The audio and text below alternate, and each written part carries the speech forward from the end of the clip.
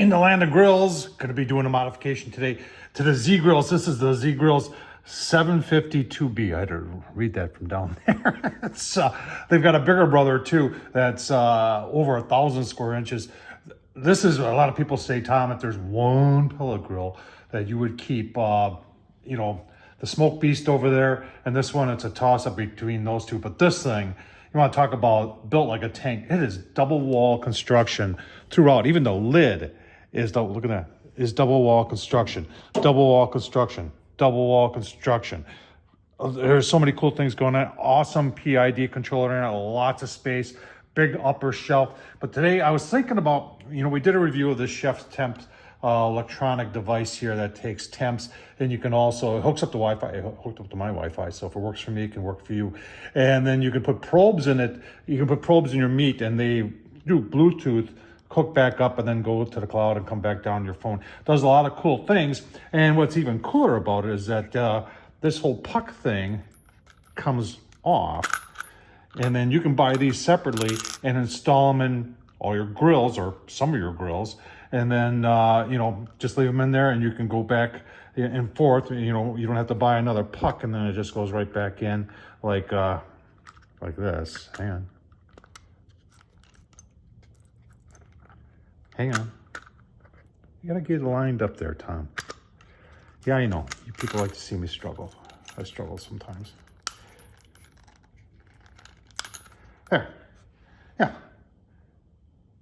Yeah, just like that. It's 95 in here. It's not 95 in here. There it goes. It's 57 in here. That's more like it.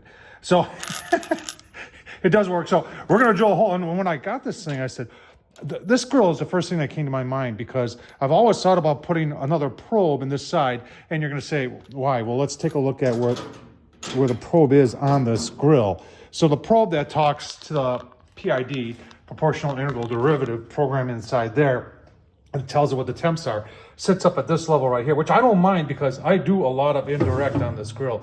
And since it has this larger grill space on grill rack on the top, that's perfect. But there are times where I want to use that down there. So I'd like to have a little bit more accuracy knowing what it is down there. So I was thinking, you know, right about in there somewhere, putting this thing. And you're saying, well, Tom, you get a lot of heat that comes up from the side here. So that's the drip tray right there. So you're going to get some, and you're right, you're going to get some heat, you know, right there. So if you had anything on the hood, it would probably read a little bit high there and in the back. But right here, I think we're going to be fine. And all we got to do is drill one hole, put it in, and we're done. Super simple. Let's get started. Hey, hang on. You got to tell us more about this. So I'll leave the link to the video I did on this.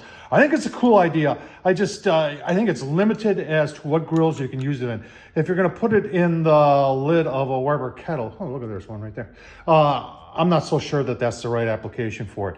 You can put it in a Kamado lid right there too. But once again, it's reading that lid temp, even though this thing is like 4 inches, or I think it's 3.5, and it reads from the tip, you're still not really getting a true, you know, temperature of what it is inside the grill. But going in through the side and getting it right next to the grill grate, I think that's going to work out real nice. So I'll leave the link down below, the review I did on this.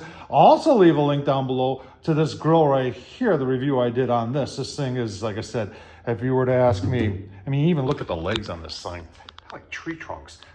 Unbelievable, the heft that's in this pellet grill. All right, let's get the drill. All right, kind of got it laid out, and you can see there's a dimple there. That's where I use this scratch all here. The spring loader works pretty nice, so your drill bit does not move on you at all.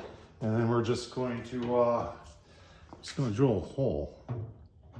A lot of people are saying you're voiding the warranty right now. Yep, my grill, my choice. Look at that.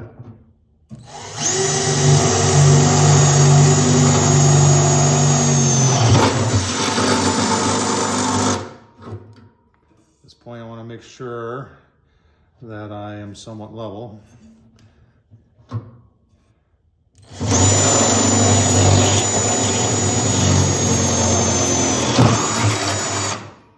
Look at that. Well, I had a tray in there to collect any of the shavings. Okay. Well, you make sure you vacuum that out where you don't want shavings in your food. Let's see how it fits. Look at that. It's right about where I wanted it, and that's how it looks on this side.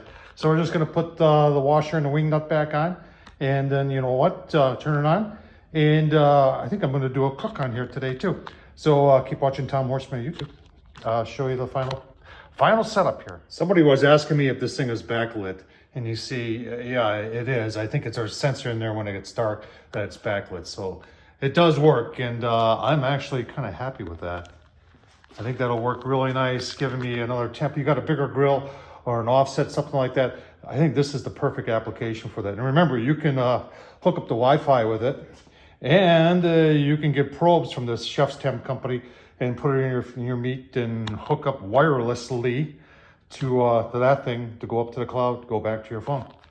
Pretty cool. Let's hope you enjoyed it. You know, I'm going to be cooking on this, so that'll be a video coming up, but today was just a video of where the ChefsTemp would work, and I think this is a great application for it.